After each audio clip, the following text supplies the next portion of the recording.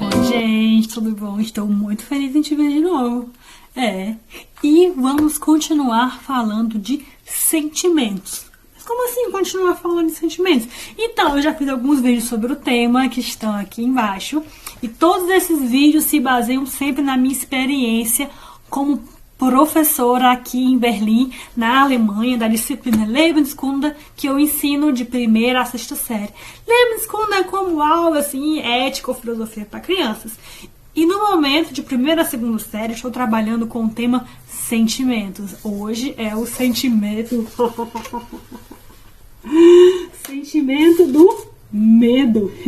Não sei se você tá com medo de mim por causa da máscara ou porque você acha que eu sou doida. Mas enfim, eu sempre gosto de fazer umas corredores com os alunos. Infelizmente, as aulas agora estão sendo por uma plataforma online, quer dizer, eu não posso fazer esse tipo de brincadeira com os meus alunos. Mas eu descobri esse livrinho maravilhoso, a coisa mais fofa. Chama-se O Livro Corajoso. E eu fotografei algumas páginas desse livrinho para os meus alunos e mandei 2 atividades para eles.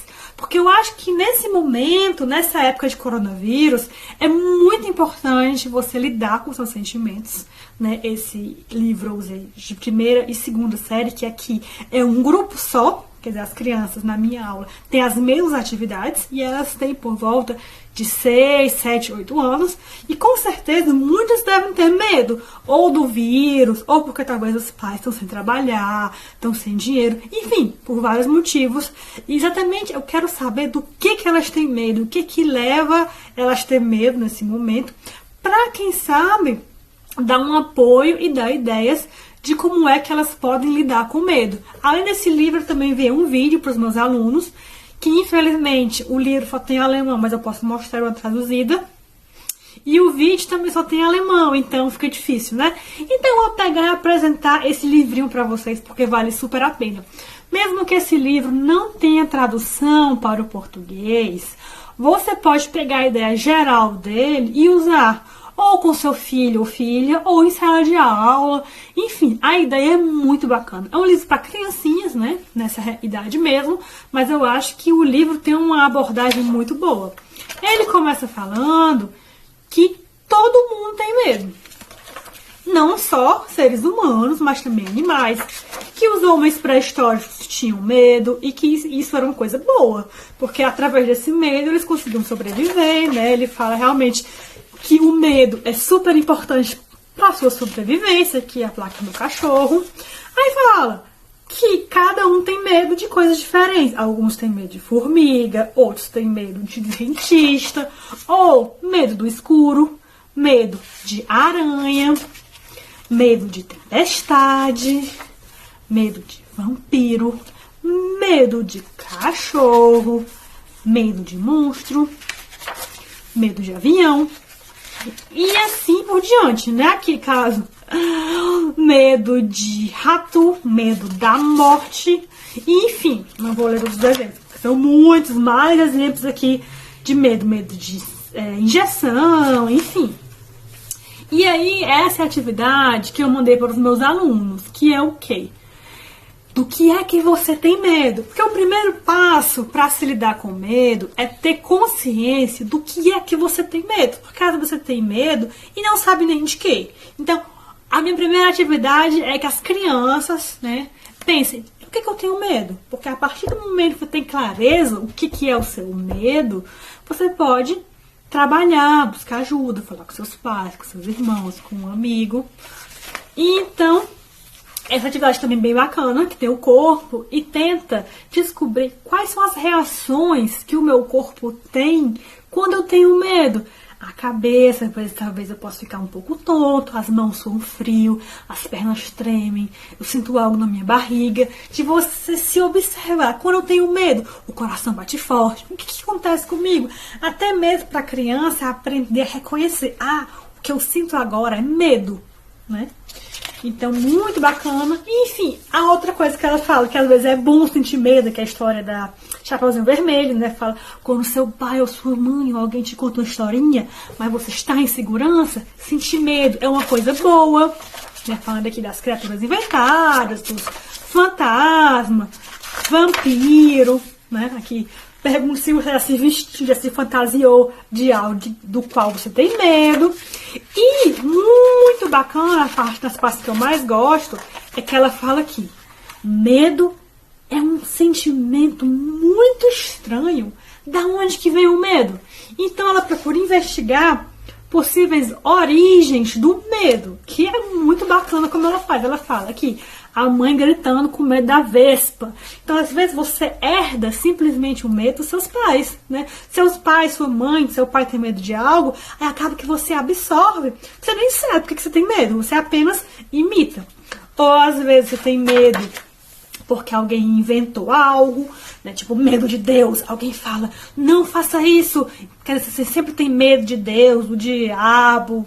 Enfim, você também tem medo, às vezes, porque algo aconteceu com você, foi uma experiência ruim. Você adorava subir na árvore, se divertia. Até que um dia você levou uma queda, meu filho, não quer mais saber de árvore. Então, também nossa própria experiência, nossa vivência, pode ser uma das causas do medo. Você pode ter medo simplesmente porque você não compreende algo. Você vê, tenta entender, não compreende, né? Coisas que você olha e não entende. Às vezes você tem medo porque algo te deixa inquieto. Aqui os pais estão brigando. Ela fala, vai embora. Ele fala, você me deixa doente. Então a criança vê isso e tem medo porque ela se sente insegura. Ou simplesmente o medo vem porque você não tem explicação. Você sente medo, o medo aparece do nada, né? Aí aqui ela vai tratar de estratégias. O que você pode fazer para combater o medo? Então, nesse caso, você pode cantar. Né? Muita gente canta. Quem canta os seus males espanta, já diz o ditado popular. Aí ela brinca, né? Contra vampiro, ajuda a alho. E fica falando várias coisas, que é uma receita para espantar monstro. Aí fala que a criancinha, às vezes, um ursinho de pelúcia ajuda. E aqui dá várias e várias receitas contra o medo. E o que ela fala aqui, que é super importante, é que cada um tem que descobrir para si. Eu tenho que descobrir o que me ajuda a combater o meu medo. E é essa tarefa também que cada criança tem. Descobrir o que eu posso fazer contra o medo. Porque a gente pode dar várias dicas, né? Falar da música, falar do ursinho, conversar com os pais, com os amigos. Mas cada um tem que descobrir o que eu posso fazer, né? Então é essa a tarefa que, inclusive, eu dei para os meus alunos. O que é que você pode fazer contra o seu medo? O que é que te ajuda quando você tem medo, né?